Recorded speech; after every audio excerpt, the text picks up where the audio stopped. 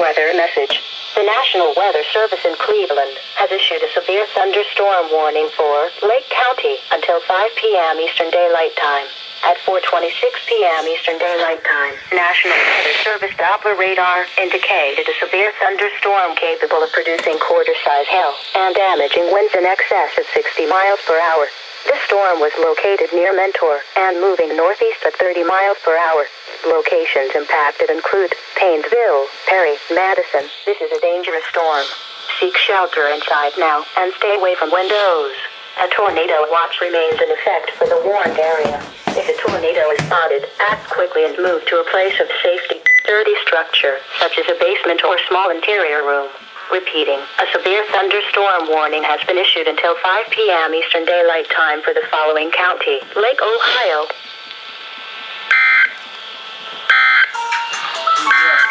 Home. Urgent weather message.